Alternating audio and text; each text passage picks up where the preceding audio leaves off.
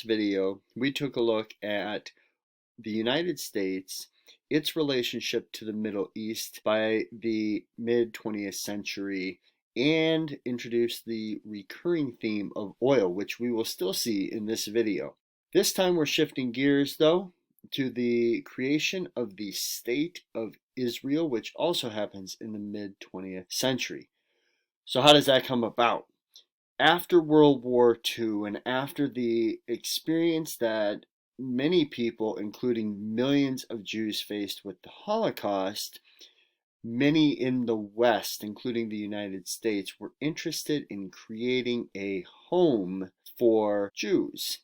This introduced the movement for creating the State of Israel. This was a sentiment and a movement that came from the West, not from the East, which is important to note because Israel is going to be placed in the East, the Middle East, and not the West. These are the first two in a series of maps where we're going to take a look at the State of Israel and its expansion. Here we're really looking at the creation. In 1946, you'll notice in the key in white, it says Jewish land. As you move to the second map in 1947, Jewish land has transitioned to Israel land. So the second map is the actual creation, or shows the actual creation of the State of Israel. Then, of course, the main takeaway from the map itself is going to be the amount of land that Israel now has compared to the amount of land Palestine has, and to make note that Palestine has lost land. From here on out, until present day, we really want to continue to pay attention to that theme of Israeli land versus Palestinian land. We'll add one component as we continue, and that will be Israeli control of land versus Palestinian control of land. So the UN and the West have successfully created a home for Jews in 1947 with the creation of the State of Israel. But we have to keep in mind there's a people aspect to every historical event. So in Israel, Jews would be the minority and Palestinians would be the majority.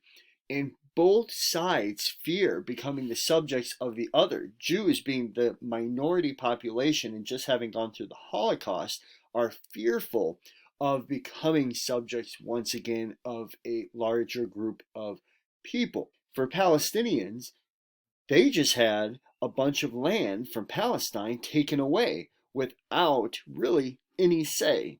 So right away, there's a lack of trust from both sides.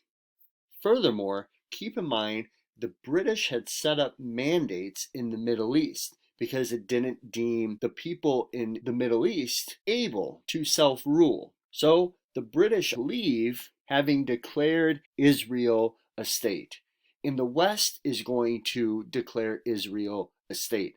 However, the countries in the Middle East, not a single one of them, will recognize that Israel is a state.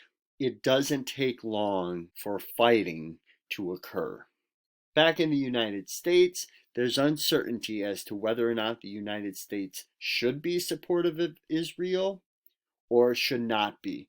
If all these Middle Eastern countries are not recognizing the State of Israel, however, the United States sees Israel as a Western ally and believes that could be important or advantageous for having more or better political influence in the East.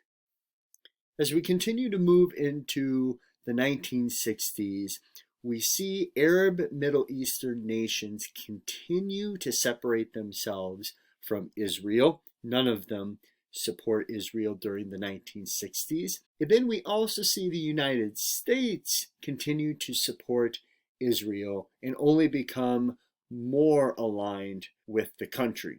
That brings us to 1967 and the Six-Day War. The Six-Day War is a military offensive by Israel, and you see the results at the bottom. Israel is victorious, and they expand their influence again, which is important to note because keep in mind, upon the creation of Israel, Palestinians and Jews alike were nervous about becoming the subjects of the other. And sure enough, in 1967, 20 years after the year of Israel's creation, Israel is expanding into Palestinian territory. Let's return to a map of Israel to get a visual sense of what happened after the 1967 Six-Day War. So we'll compare the 67 map to the 1947 map. Recall that the 1947 map is the UN partition of Israel upon its creation. So that's what Israel looked like in 1947, just the same. That's what Palestine then looked like in 1947. After the Six-Day War in 1967, we see that Palestinian land has been reduced. This is land now occupied by Israel. And how did they gain that occupation? They gained that occupation through the Six-Day War in 1967. What the map doesn't show is this occupation of land actually goes beyond Israel's borders and into a couple of other nations, including Egypt. Before we move into the 1970s, it's important to revisit the oil situation that we last discussed in the previous video. At the end of World War II, the United States was producing a lot of oil. However, it was concerned about its own supply. Therefore, they looked to the Middle East, and they did so very quickly, getting a lot of its oil from the Middle East by 1948, 1949, right around then. Moving back into the 1970s, there's another war in the early 1970s, this time an offensive by Arab Middle Eastern nations against Israel. It had a good start, but it ended up failing.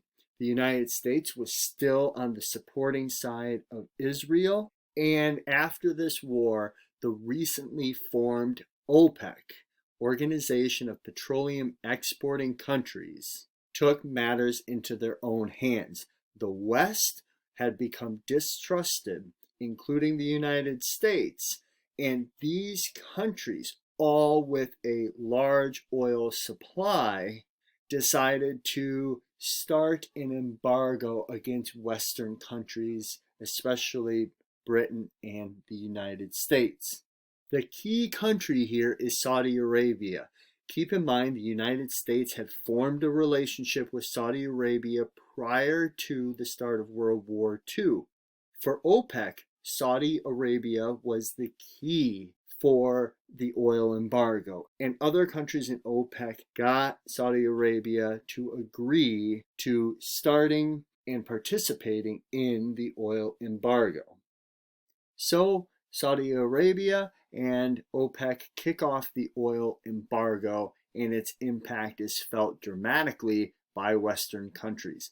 The whole point of the embargo was to challenge Western countries like the United States to question their support of Israel and to remind the United States that countries like Saudi Arabia and other oil-producing countries that the United States is so dependent on has a lot of power because of their reliance on oil.